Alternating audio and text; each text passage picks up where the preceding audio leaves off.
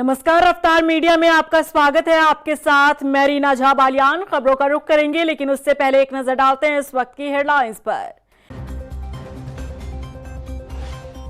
दिल्ली दौरे पर मुख्यमंत्री पुष्कर सिंह धामी, केंद्रीय मंत्री मनसुख मंडाविया से की मुलाकात। दोनों नेताओं के बीच राज्य में खेलों को बढ़ावा देने को लेकर चर्चा। केंद्र ने किया सहयोग का वादा। कांग्रेस नेता हरक सिंह रावत के बयान से गरमाई सूबे की सियासत। खोले बीजेपी के राज, उठाया 30 करोड़ की एफडी से पर्दा। बीजेपी ने कहा खोई सियासी जमीन की तलाश में हरक दे रहे ऐसे बयान। पौड़ी में मानसिक प्रताड़ना के चलते युवक ने की आत्महत्या। सुसाइड से पहले बनाया वीडियो। बीजेपी नेता हिमांशु चमोली को ठहराया जिम्मेदार।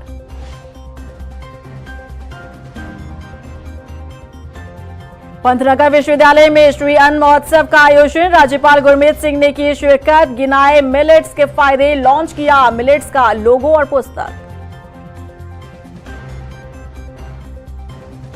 और चलिए अब बुलेटिन की शुरुआत कर लेते हैं। गुरुवार को दिल्ली दौरे पर मुख्यमंत्री पुष्कर सिंह धामी ने केंद्रीय मंत्री मनसुख मंडाविया से मुलाकात की और इस दौरान दोनों नेताओं के बीच राज्य में खेलों को बढ़ावा देने को लेकर चर्चा हुई। मुख्यमंत्री पुष्कर सिंह धामी ने केंद्रीय मंत्री मनसुख मंडाविया से खेलों का विकास, उच्च स्तरीय खेलों को बढ़ावा देने के अलावा खिलाड़ियों को विश्व स्तरीय प्रशिक्षण सुविधा मुहैया कराने के लिए केंद्र से सहयोग मांगा।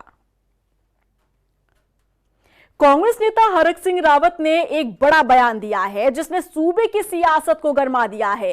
हरक सिंह रावत ने खनन नीति को लेकर कई राज खोले हैं। बीजेपी की 30 करोड़ की एफडी को लेकर भी कई गंभीर आरोप लगाए हैं। देखिए रिपोर्ट। हरक सिंह रावत का बड़ा बयान। खनन नीति को लेकर खोले कई राज। बीजेपी की 30 करोड़ की एफडी को लेकर लगा आरोप। सूबे में गरमाई सियासत। जो 30 करोड़ रुपया एफडी बनी है भाजपा को चलाने के लिए, मैं भी उसमें वन मंत्री था, मैंने भी 1 करोड़ से अधिक दिया उसमें पैसा। सब खनन माफिया को चला के दिया मैंने भी। ईडी जांच कर ले, पूरी भाजपा जेल में होगी। उत्तराखंड के वरिष्ठ कांग्रेस नेता और पूर्व कैबिनेट मंत्री हरक सिंह रावत ने एक बड़ा बयान दे डाला है। खनन नीति को लेकर हरक सिंह रावत ने कई राज खोले हैं। हरक सिंह रावत ने दावा करते हुए बीजेपी पर गंभीर आरोप लगाया है, जिससे सूबे की सियासत गरमा गई है। हरक सिंह रावत ने आरोप लगाया कि प्रदेश की खनन नीति से बीजेपी ने अपना घर भर दिया है। बीजेपी संगठन चलाने के लिए जो एफडी बनी है उसमें वन मंत्री रहते हुए हरक सिंह रावत ने खुद 1 करोड़ रुपए से अधिक का योगदान दिया। हरक सिंह रावत ने ये 1 करोड़ रुपए कहां से इकट्ठा किए, इसका भी उन्होंने जवाब दिया है। सुनिए। खनन नीति ने तुम्हारा घर भर दिया, तुम्हारा भंडार भर दिया बीजेपी का। और मैं सच कहूं, जो 30 करोड़ रुपया एफडी बनी है भाजपा को चलाने के लिए, मैं भी उसमें वन मंत्री था, सारे खनन माफियों से 10 मैं वन मंत्री था तो मैंने रामनगर में जाके, हल्द्वानी में जाके सब जितने खनन के ठेकेदार थे सबसे कहा 10-10 लाख के चेक लाओ। मैंने खुद कहा, मैं भी दोषी हूं उस मामले में। मैंने भी 1 करोड़ से अधिक दिया उसमें पैसा।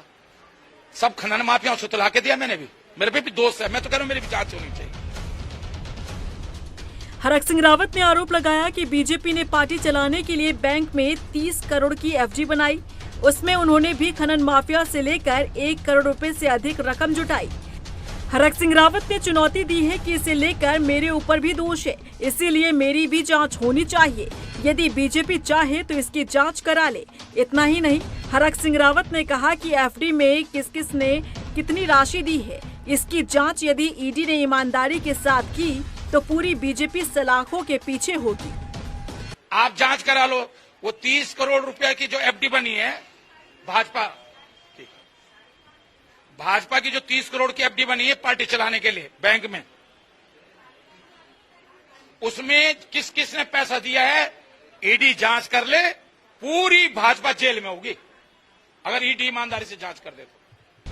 हरक सिंह रावत के इन आरोपों पर बीजेपी ने रिएक्शन दिया है। बीजेपी प्रवक्ता का कहना है कि ऐसे बयानों के सहारे हरक सिंह रावत अपनी खोई सियासी जमीन तलाशने की कोशिश कर रहे हैं।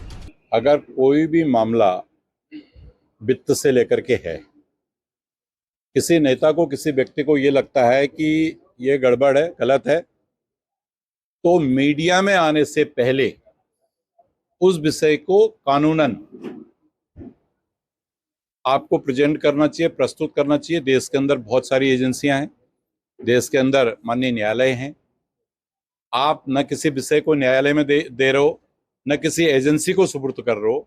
अगर मीडिया पे कोई विषय दिया जा रहा है तो ये सिर्फ और सिर्फ मुझे लगता है अपनी खोई हुई प्रतिष्ठा, अपनी खोई हुई राजनीतिक जमीन, अपनी अलोकप्रियता मीडिया के माध्यम से, मीडिया का सहारा लेकर के कोई व्यक्ति अर्जित करना चाहता है। इसमें हम क्या कह सकते हैं? कांग्रेस नेता हरक सिंह रावत के आरोपों में सच्चाई है या फिर महज चर्चाओं में आने के लिए हरक सिंह रावत ने ऐसे बयानों का सहारा लिया है, ये तो आगे आने वाला वक्त ही तय करेगा। फिलहाल तो हरक सिंह रावत के इस बयान ने सूबे की सियासत में उबाल ला दिया है। रफ्तार मीडिया के लिए देहरादून से ब्यूरो रिपोर्ट। उत्तराखंड के पौड़ी में आत्महत्या मामले ने सनसनी फैला दी। एक युवक ने आत्महत्या करने से पहले वीडियो बनाया और सोशल मीडिया पर शेयर कर दिया। वीडियो में युवक ने बीजेपी नेता हिमांशु चमोली पर लाखों रुपए हड़पने और मानसिक प्रताड़ना का आरोप लगाया है। रिपोर्ट देखिए। उत्तराखंड के पौड़ी जिले के तलसारी गांव में एक शख्स ने अपनी जीवन लीला समाप्त कर ली। आत्महत्या करने से पहले युवक ने वीडियो बनाया और सोशल मीडिया पर शेयर कर दिया। आत्महत्या से पहले बनाए गए इस वीडियो में युवक ने बीजेपी नेता हिमांशु चमोली का नाम लिया है और 35 लाख रुपए हड़पने का उस पर आरोप लगाया है। ये रुपए जमीन के लेन देन से जुड़े बताए जा रहे हैं। वीडियो में शख्स मानसिक प्रताड़ना से होकर खौफनाक कदम उठाने की बात करता भी दिख रहा है। और मेरी तरह कोई भी लड़का है कि कोई इस हिमांशु चमोली के विश्वास में मत मर जाना। इस बंदे ने मेरी जिंदगी आज इस मोड़ पे ला गया कि मुझे इसकी वजह से आत्महत्या करनी पड़ रही। और मैं आप लोगों को बता दूं कि मेरी मौत का जिम्मेदार सिर्फ और सिर्फ हिमांशु चमोली है। इस आदमी ने मेरे से 35 लाख रुपए खा लिए। जानकारी के मुताबिक पौड़ी ब्लॉक के तलसारी गांव में 21 अगस्त की सुबह जितेंद्र सिंह ने अपनी ही गाड़ी के अंदर आत्महत्या कर ली। गाड़ी से सिंगल बोर बंदूक और खोखा मिला है, जिसके बाद पूरे इलाके में हड़कंप मच गया। जितेंद्र सिंह ने आत्महत्या से पहले एक वीडियो रिकॉर्ड कर सोशल मीडिया पर अपलोड किया, जिसमें वो रोता हुआ नजर आ रहा है। साथ ही हिमांशु चमोली नाम के युवक पर आरोप लगाया कि उसकी मौत का जिम्मेदार वही है। वीडियो में जितेंद्र सिंह आरोप लगाते हुए कह रहा है कि हिमांशु चमोली ने जमीन के लेन देन के नाम पर उससे 35 लाख रुपए कैश लिए थे। इसकी वजह से वो लगातार मानसिक तनाव और प्रताड़ना झेल रहा था। वहीं मृतक ने वीडियो में जिसका नाम लिया था, पुलिस ने उसे तत्काल हिरासत में लिया। एसएसपी ने बताया कि आरोपी की गिरफ्तारी कर ली गई है और उसके खिलाफ मुकदमा दर्ज कर जाँच शुरू कर दी गई है।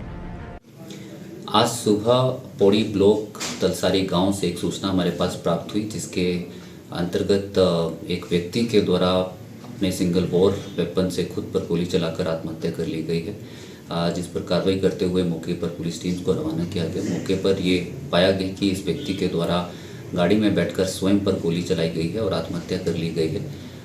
मौके पर हमारी टीम्स, FSL की यूनिट्स और मोबाइल फोरेंसिक की यूनिट्स को रवाना किया गया और मौके से सभी साक्ष्य को एकत्रित किया जा रहा है। पंचायतनामा की कार्रवाई करने के उपरांत इसमें पोस्टमार्टम की कार्रवाई की जाएगी। साथ ही साथ परिजनों से बात करते हुए शिकायत लेकर इसमें मुकदमा पंजीकृत करने की कार्रवाई की जा रही है।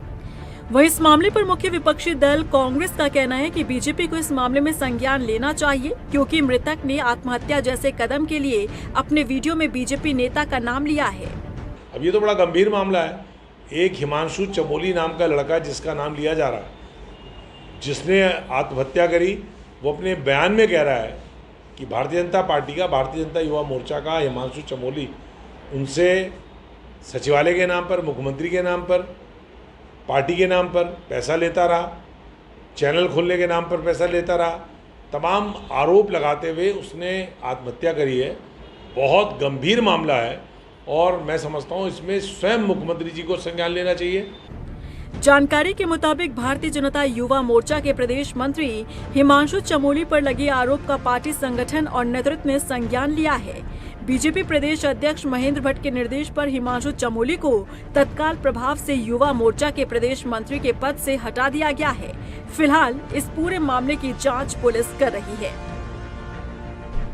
रफ्तार मीडिया के लिए पौड़ी से भगवान सिंह के साथ देहरादून से ब्यूरो रिपोर्ट।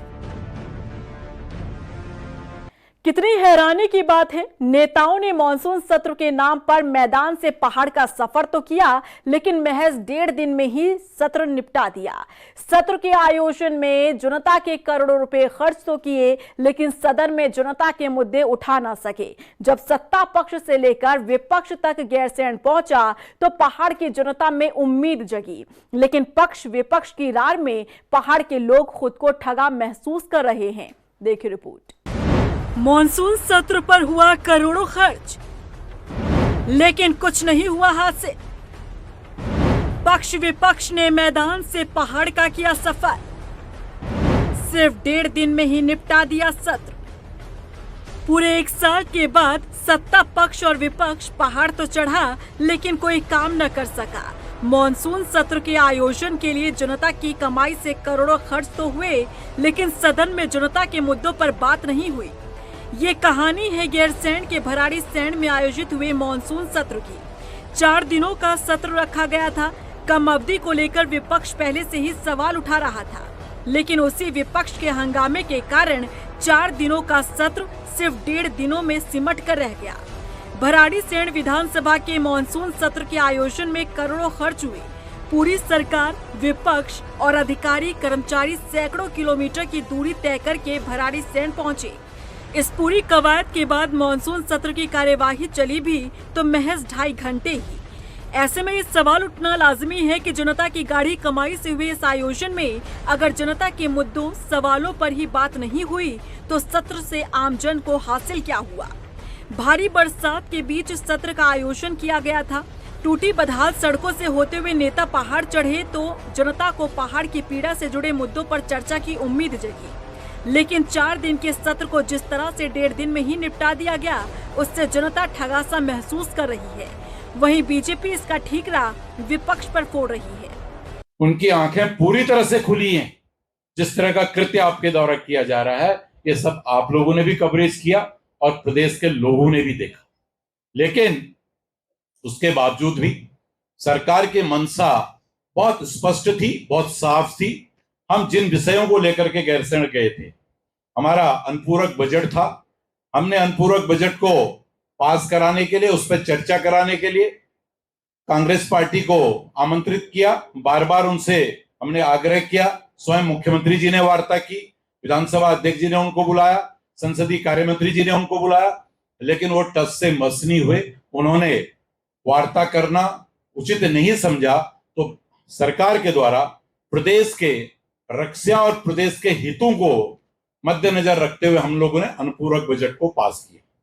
विधानसभा के अंदर अनुपूरक बजट आया, पास किया। उससे पहले कुछ विषय ऐसे थे कि जो हमारी कैबिनेट में आए थे, उन कैबिनेट के विषयों को भी, जिसका कांग्रेस मीडिया के उस पर जवाब दे रही थी, मीडिया पे वो बहिष्कार कर रही थी, मीडिया में बोल रही थी, लेकिन जब सदन के अंदर चर्चा करनी थी तो वहां भी वो गायब हो गए। सत्र के शुरुआत से लेकर अब तक भी कांग्रेस अपनी मांग पर अड़ी है। कांग्रेस प्रदेश उपाध्यक्ष का कहना है कि कांग्रेस ने यदि बढ़ते अपराध पर चर्चा की मांग उठाई तो इसमें क्या गलत किया। चित भी मेरी, पट भी मेरी और खड़ा सिक्का भी मेरा। शर्म आनी चाहिए भारतीय जनता पार्टी की सरकार को। 1 महीने का सत्र कम से कम होना चाहिए था। गैरसैंण को आप ग्रीष्मकालीन राजधानी कहते हो, ग्रीष्मकाल में तो आप गए नहीं। अब भरे मानसून में वहाँ गए हो तो भैया गए थे तो रजाई लेकर के जाते, कंबल लेके जाते, हीटर लेके जाते, 1 महीने का सत्र करते। अरे भाई 1 दिन 2 दिन, भारतीय जनता पार्टी का कोई डिक्टेटरशिप थोड़ी है। 310 में अगर हमारे कांग्रेस के लोग और विपक्ष के लोग प्रदेश की कानून व्यवस्था पे चर्चा करना चाह रहे थे, अगर वो राज्य में पूरा प्रदेश इस समय आपदाग्रस्त है, आपदा में चर्चा करना चाह रहे थे, तो आप ना आपदा में चर्चा करोगे, ना गोलीकांड हो रहे हैं, लगातार गोलियां चल रही हैं, अपहरण हो रहे हैं। हाईकोर्ट इतनी सख्त टिप्पणी कर रहा है एक एसएसपी के खिलाफ कि जहां पूरा हाईकोर्ट बैठा है, पूरी जुडिशरी बैठी है, उनकी नाक के नीचे इतना बड़ा अपराध हो रहा है कि लोगों के अपहरण हो रहे हैं। इतनी कानून व्यवस्था ध्वस्त है। 310 पर अगर चर्चा कही थी, चर्चा स्वीकार कर लेते, क्या दिक्कत थी, क्या परेशानी थी। दरअसल बरसात के दिनों में सरकार के गैरसैंण पहुंचने से लोगों की उम्मीदें बढ़ी थी। देर से ही सही, लेकिन मुश्किलों पर सिस्टम का ध्यान जाएगा। टूटती सड़कों, बहते गाड़ गदेरों और उनकी चपेट में आते घरों पर चर्चा होगी, लेकिन सब धरा का धरा रह गया, क्योंकि सदन में जनता के मुद्दे उठाने के मूड में न तो विपक्ष दिखा और न ही सत्ता पक्ष। रफ्तार मीडिया के लिए देहरादून से ब्यूरो रिपोर्ट। राजधानी देहरादून में बीजेपी ने प्रेस कॉन्फ्रेंस के जरिए मुख्य विपक्षी दल कांग्रेस पर निशाना साधा। बीजेपी प्रदेश प्रवक्ता सुरेश जोशी ने सदन के अंदर नजर आए कांग्रेस के रवैये को गैर जिम्मेदाराना करार दिया। उन्होंने कहा कि जनहित पर चर्चा के बजाय कांग्रेसी विधायकों को ब्रांडेड कंबलों में सदन के अंदर खर्राटे लेते सबने देखा। सुरेश जोशी ने नेता प्रतिपक्ष यशपाल आर्य और विधायक प्रीतम सिंह के कार्यमंत्रणा समिति से इस्तीफे को अपनी नाकामी छिपाने की कोशिश बताया।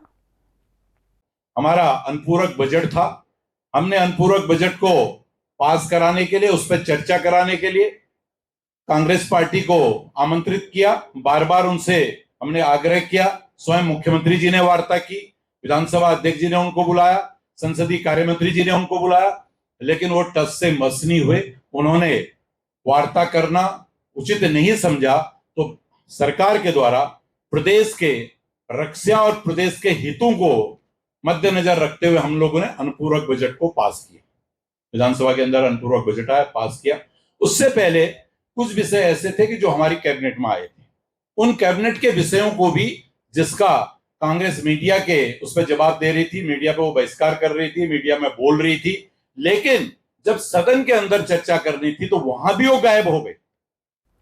उधम सिंह नगर के पंतनगर पहुंची राज्यपाल सेवानिवृत्त लेफ्टिनेंट जनरल गुरमीत सिंह ने पंडित गोविंद वल्लभ पंत कृषि एवं प्रौद्योगिकी विश्वविद्यालय में आयोजित श्री अन्न महोत्सव कार्यक्रम में हिस्सा लिया। कार्यक्रम में राज्यपाल गुरमीत सिंह ने किसानों को सम्मानित करने के साथ ही पशु चिकित्सा प्राथमिक उपचार किट को भी वितरित किया। वहीं इस मौके पर उन्होंने मिलेट्स के फायदों को गिनाया, मिलेट स्टॉल का भी निरीक्षण किया। बता दें कि राज्यपाल ने मिलेट्स का लोगो और उससे जुड़ी पुस्तक को भी लॉन्च किया। पंतनगर यूनिवर्सिटी के अंदर में श्री अन्न के आयोजन का कार्यक्रम किया गया।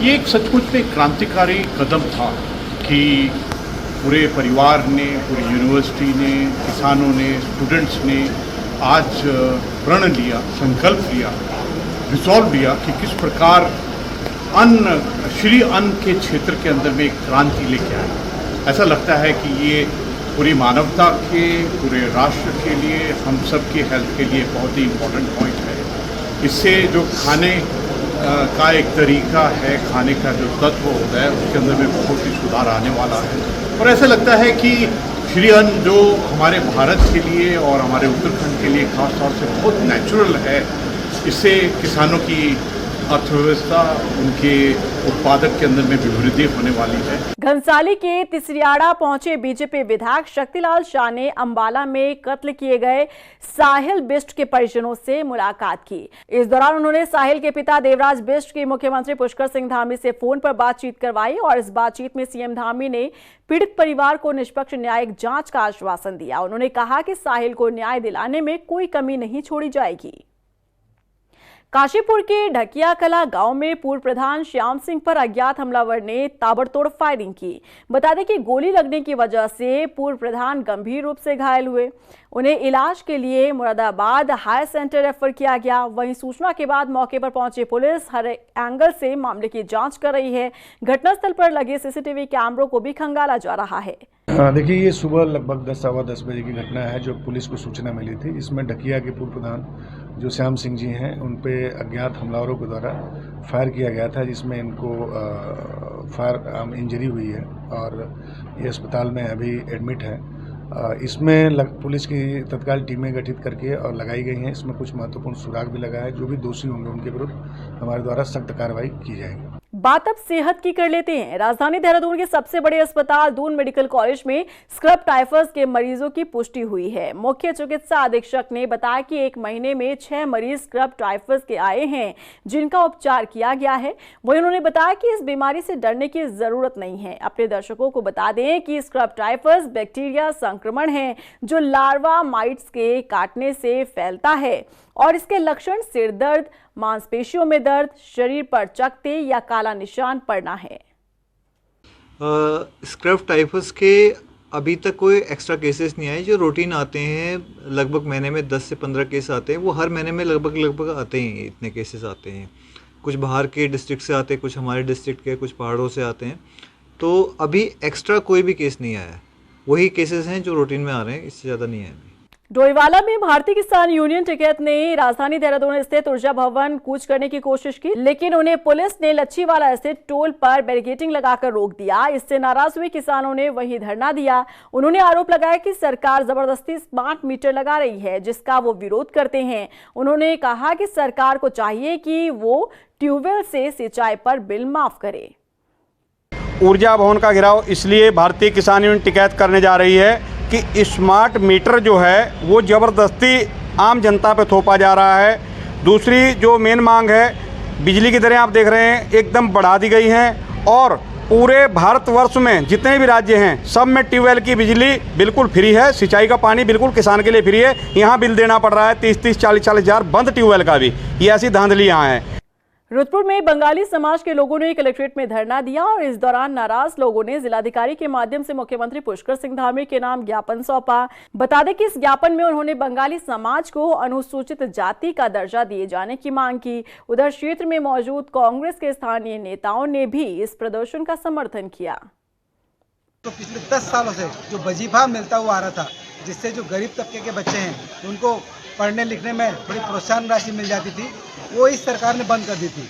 और इस सरकार को लगातार इससे पहले भी कई बार ज्ञापन सौंपा गया, लेकिन इनके कानों में जू तक नहीं रेंग रही है। आज हमने ज्ञापन दिया और माननीय मुख्यमंत्री के नाम से ज्ञापन दिया और कहा गया कि अगर 20 सितंबर 2025 तक अगर ये हमारी मांग नहीं मांगी गई तो मुख्यमंत्री आवास के सामने हम धरना प्रदर्शन करेंगे। टनकपुर के हनुमानगढ़ी में वन विभाग और मां पूर्णागिरी पर्यावरण संरक्षण समिति ने संयुक्त पौधारोपण किया। इस मौके पर वहां मौजूद लोगों को पर्यावरण संरक्षण के महत्व को बताया गया। उधर वन क्षेत्र अधिकारी सुनील शर्मा ने बताया कि जो लोग पौधारोपण करना चाहते हैं उन्हें वन विभाग निःशुल्क पौधे उपलब्ध करवा रहा है। और इसी के साथ फिलहाल इस बुलेटिन में बस इतना ही, लेकिन चलते चलते एक नजर डालते हैं इस वक्त की हेडलाइंस पर। दिल्ली दौरे पर मुख्यमंत्री पुष्कर सिंह धामी, केंद्रीय मंत्री मनसुख मंडाविया से की मुलाकात। दोनों नेताओं के बीच राज्य में खेलों को बढ़ावा देने को लेकर चर्चा, केंद्र ने किया सहयोग का वादा। कांग्रेस नेता हरक सिंह रावत के बयान से गरमाई सूबे की सियासत, खोले बीजेपी के राज, उठाया 30 करोड़ की एफडी से पर्दा। बीजेपी ने कहा खोई सियासी जमीन की तलाश में हरक दे रहे ऐसे बयान। पौड़ी में मानसिक प्रताड़ना के चलते युवक ने की आत्महत्या, सुसाइड से पहले बनाया वीडियो। बीजेपी नेता हिमांशु चमोली को ठहराया जिम्मेदार।